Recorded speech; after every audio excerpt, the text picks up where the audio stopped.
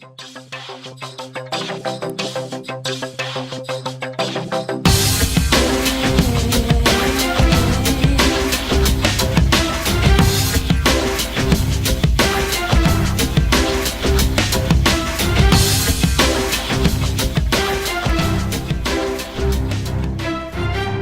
to the CareerMetis Podcast. I'm your host, Nisar Ahmed.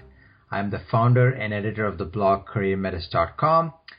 And this is episode 12 of the CareerMetis Podcast. And this particular episode is part of the Day in a Life Off series, where I usually invite career professionals and individuals from different walks of life to tell us about what their day-to-day looks like. And for today's episode, I'm speaking with a startup entrepreneur, and our guest's name is Michael Campi, and his startup is called Chillwall. So Michael will be sharing his experience, how he got started as an entrepreneur, where he stands today, some of the benefits, some of the challenges of the career itself. So Michael, hey, welcome to the podcast. Welcome. Yeah, thank you, Nisar, for having me. We're big fans of your blog and podcasts. We're excited to be joining you today. Oh, thanks. I'm glad to hear that. Thank you very much.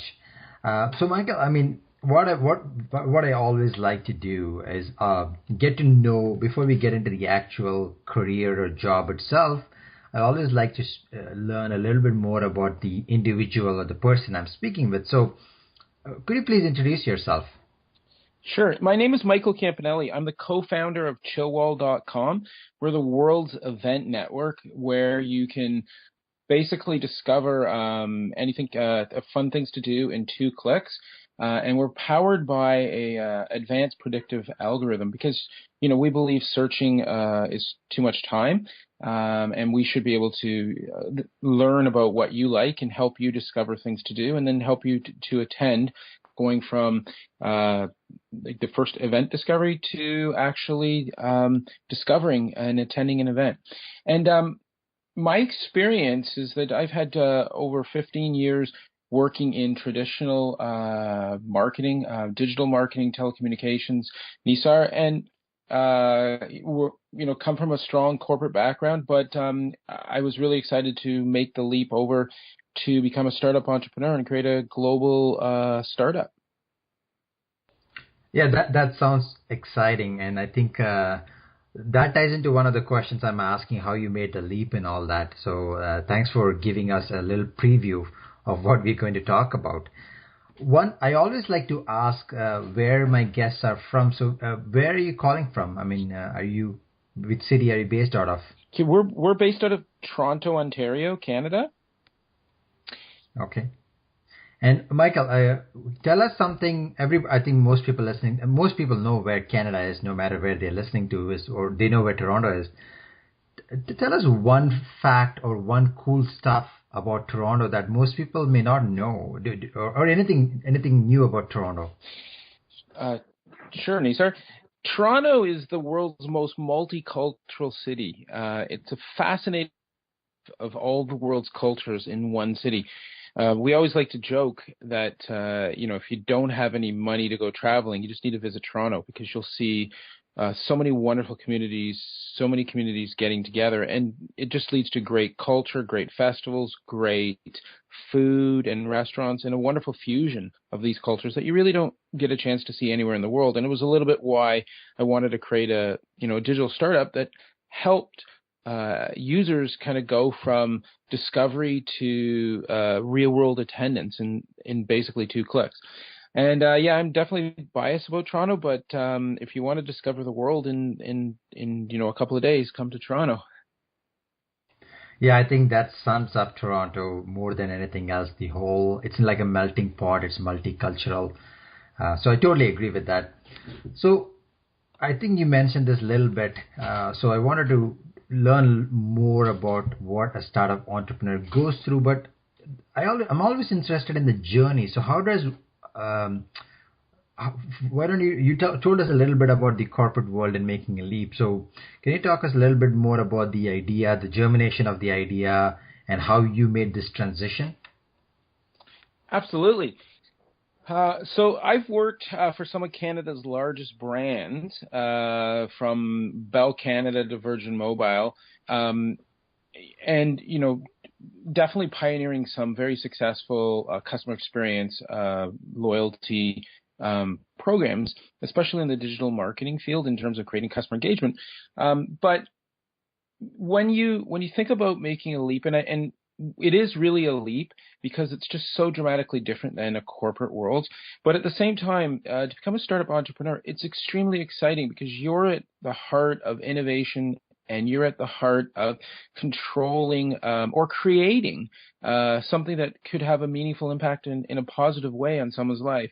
And that's kind of the passion that I think you really bring and really would have an experience as a startup entrepreneur. Mm-hmm. So what is it? Sorry, Michael, go ahead. Yeah, no, I was just going to say that it's really not about a corporate career being better or worse. I mean, sometimes we like to identify one being better than the other, but with a startup entrepreneur, really every day is very exciting. It's very challenging, but you're getting to use and to learn so many different skill sets as you're the one who's kind of at the heart of creating innovation and creating a positive change.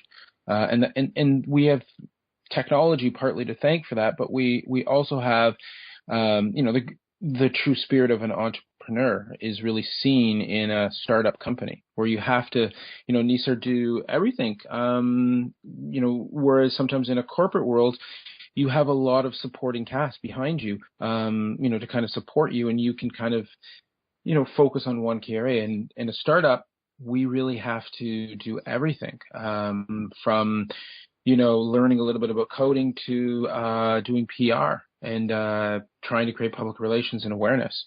And that's a lot of work, but it's also very exciting. That's a great segue into my next question, but I wanted to just reiterate what I just heard. In the corporate world, everybody works in departments, silos. They have individual tasks and responsibilities. But as a startup entrepreneur, you're wearing multiple hats. You're wearing different hats. So you bring up a very good point. Yeah. So that's a good segue, Michael, to my next question. So you already gave us a preview. What does a day-to-day look like for a startup entrepreneur? Yeah, so a day-to-day is extremely exciting, extremely frustrating. It's a little bit like a roller coaster. And I know part of that is the thrill of kind of going down the next valley on the roller coaster.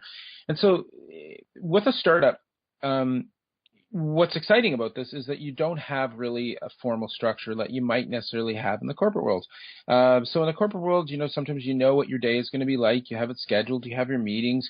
You can go in, at 9 and leave at 5 o'clock. In a startup world, it's changing on the fly. So you never know what your day is going to be like until the end of the day has actually occurred. But it's also exciting because you can, I think I've mentioned, you're really innovating and creating. So, you're creating a thread, and from that thread, it takes you in many directions during the day. You also have to remember too that, and generally with startups, they don't have a lot of money.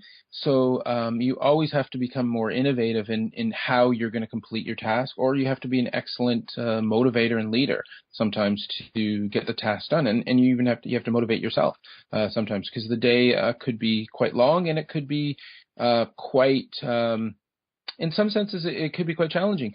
But usually at the end of the day, it's very fulfilling because you've achieved something and you've achieved it on a large scale.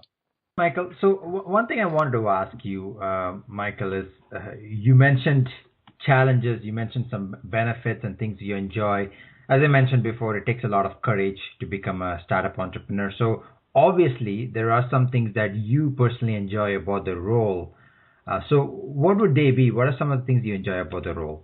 Yeah, thanks, Nisar. It's true. I really enjoy, the ability to create a global solution to a problem that a lot of people may be currently having. So in our case, a lot of young millennials are, having a very difficult time finding things to do. And we're just simplifying and making that a lot easier. And absolutely, they can find things to do very easily on their digital phone, but to create a connection to the real world. And so that all kind of leads to, you feel very motivated, and you're very close to affecting a positive change. And this is something very important, because a startup entrepreneur's job is not necessarily 9 to 5. You don't kind of quit your job at 5 o'clock. You're kind of always, part of the creativity cycle, and always part of the innovation cycle at the very beginning. And this is something that's very different from a traditional corporate world, where roles are more clearly defined, and there's a hierarchical structure. In a startup, there's not a hierarchical structure. It's almost the exact opposite. And everybody, no matter who they are, they're making a contribution. And, I think that's really important for someone who's looking to learn and grow, because there's a tremendous amount of learning and growth that you're going to have every day in a startup world. And the other thing is, Nisar, what really also excites me is that we're really at the beginning of the internet. We're not at the end of the internet. And what that really means is that there isn't a long path of how to do things, like sometimes there is in a more established corporate world.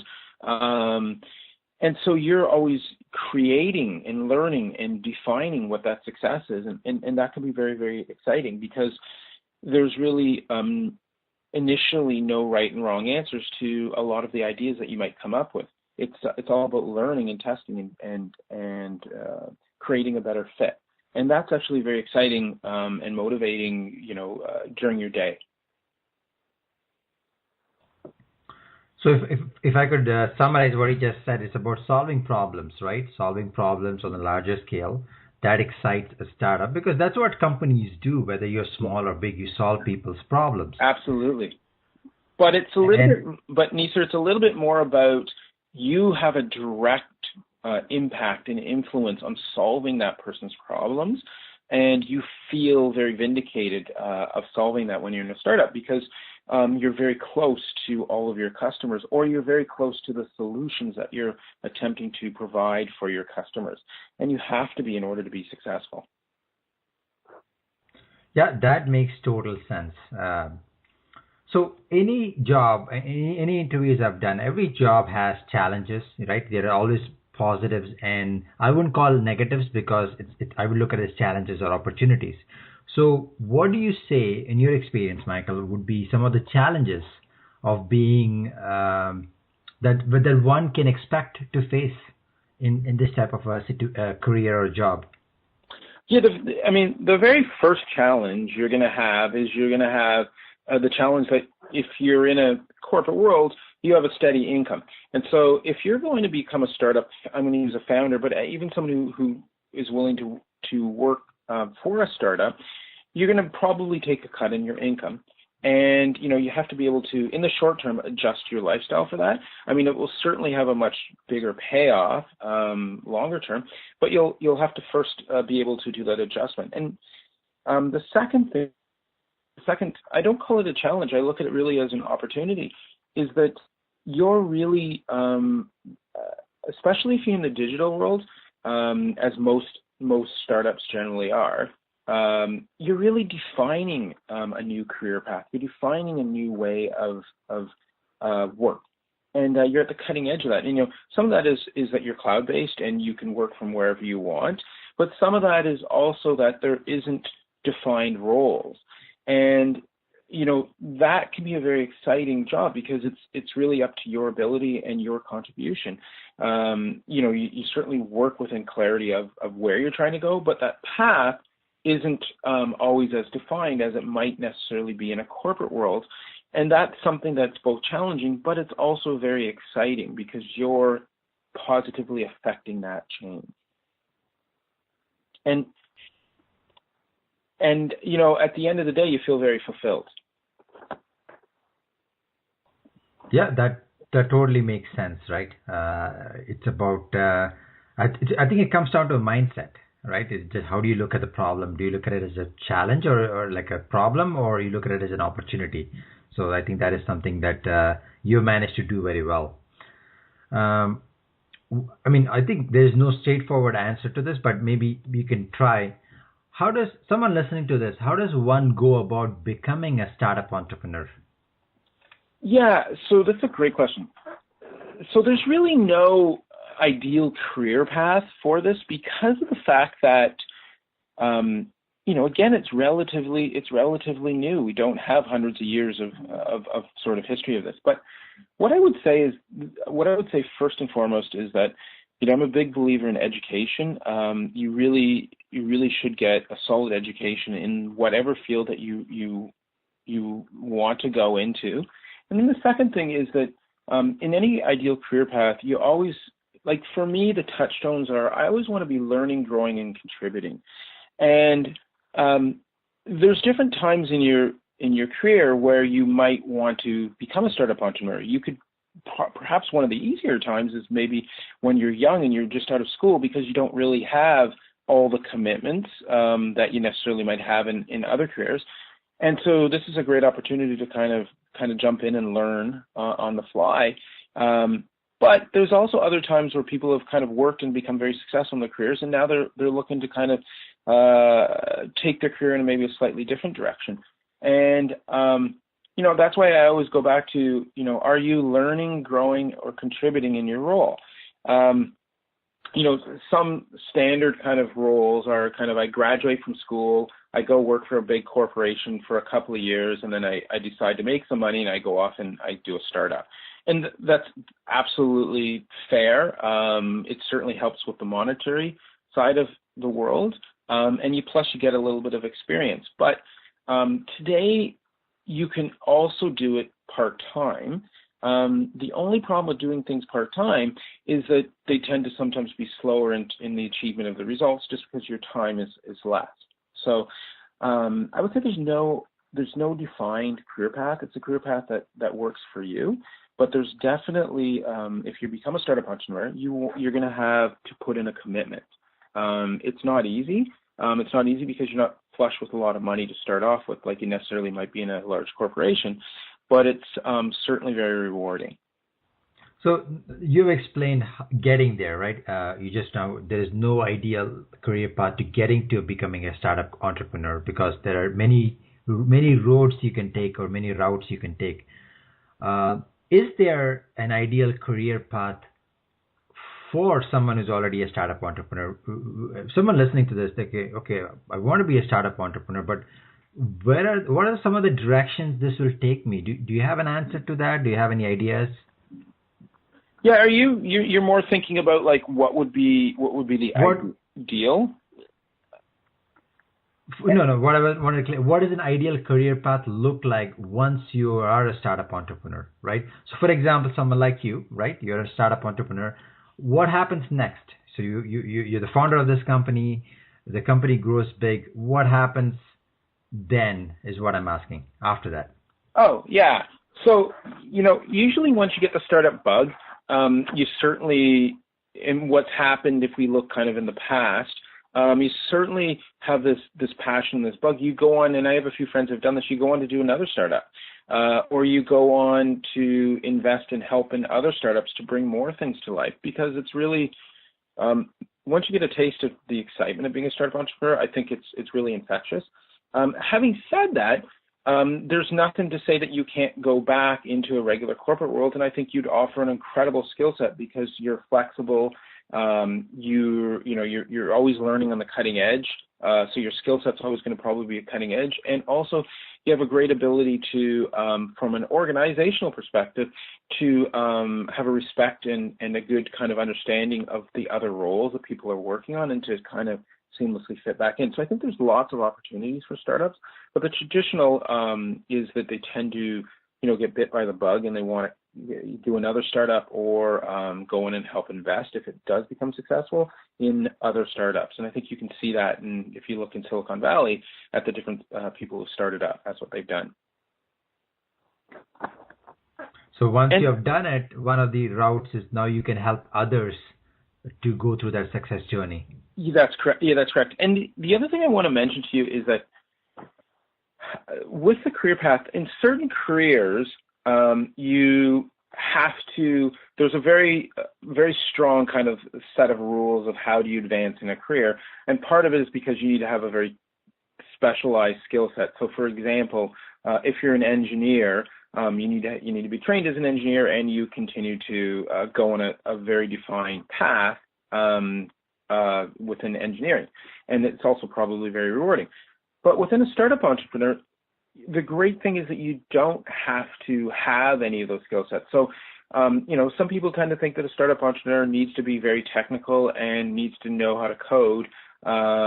And that's not actually true in today's world. A startup entrepreneur could be someone who graduated from a communications program or a marketing program, has a brilliant idea, and will kind of learn kind of a lean agile, and you can learn it online, you can learn it through reading lean agile development startup, and bring in technical people. And that's probably what's also exciting, is that it's not defined by a particular role or skill set in your career path development. Anybody can do it. That makes total sense. Right? You talked about adding people to complement the skill sets that you lack. At the same time, technology has become very efficient, right? For Right. example, I consider, and sometimes I consider CareerMetis is in some ways a startup. I don't know coding, but there is technology to host a podcast. There's technology to host WordPress, for example. Right. There's technology to share. So the things have been built. So another thing you can do is if you lack, you don't necessarily need to code. You can just use resources like that to scale your business or startup. Absolutely. Technology has really started to become democratized, and the brilliance of that is that it opens up new career paths for so many new people. You could be a teacher and go and create a startup in the education field. Whereas maybe 10 to 15 years ago, it was a little bit harder to do that. You needed to have more of a technology person at the very foundations of it. Now, for sure, you learn to align yourself with the correct skill sets.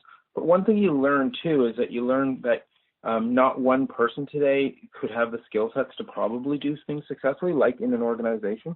So you want to align yourself with a number of individuals who have complementary skill sets. And again, this is the rewarding and fulfilling part of it too, because you start to learn a bit of their skill sets that you might not necessarily have in other careers. And that's part of the exciting and motivating part of being a startup entrepreneur. So, Michael, one of the last questions I have for you is, what, since you've lived the life, you've lived the lifestyle, what advice would you or will you give to someone who wants to get in and become a startup entrepreneur? Yeah, I would first congratulate anybody who even has this idea, for taking the risk and for trying to make a positive effect and trying to see your ideas come to life. Because ultimately, we're here to help and solve problems for individuals, and there'll be a positive part of that. So the very first thing is I would, congratulate them for even thinking about that. The second advice I would say is that, there isn't a right career path, and I think we talked about that, and that's partly the exciting thing. For some people, it's great to go to school and then after you graduate school, work in a corporate office, and then after that, maybe potentially go do a startup. And for other people, maybe they want to work for a longer period of time and do it maybe when they're closer to retirement. We've been given, a great platform to do this at any time in our career. Nisar, I remember one of the greatest sort of founders and sort of the mayor, they call, traditionally of Silicon Valley. His name was Robert Noyce. And Robert Noyce was the person who started a Fairchild Semiconductor and also Intel. He was the original. And his career path was, he was a PhD, and this is in the 1950s, by the way. He was a PhD. He graduated, worked for a big corporate company, and then went and went to more of what we call the founders of startup cultures today. And it's interesting to see because, that was so many years ago, and yet that today is being democratized, and that career path is being on a much larger scale. We're seeing people that now have a greater sometimes life balance because they're not, a 9-to-5 job. They can work around their schedules. And we use this idea that, I'll give you a perfect example, social media. If I was a social media manager, in the past, if I was a marketing communications manager, in the past, I would have to be in an office 9 to 5 because that's when business was conducted. But today with scheduling and software and tools, I could be a social media manager affecting what's happening during the day, but I could be working late at night. And that's the great thing with our, the new world we're in and the new role that we're in, is that the skill sets that are required to be successful are changing. There's skill sets that are requiring more flexibility, more openness to self-learning, and more openness to iterating.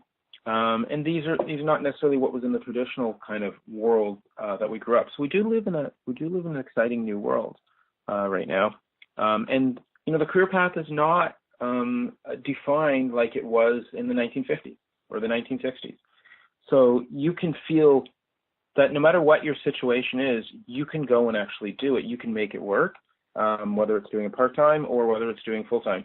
The advantage of doing it full-time, Nisar, is that certainly it's more dedication and a higher likelihood that you'll be able to bring your idea to life. Thank you, Michael. Thanks for answering all the questions. And I think your journey is inspiring, and anybody looking to become a startup entrepreneur, this would be a great interview to listen to. So appreciate your time. Thanks. Thank you very much for joining. Thank you very much, Nisar, for having me. Yeah, it's a pleasure. I learned a lot. I'm sure the people listening to as well.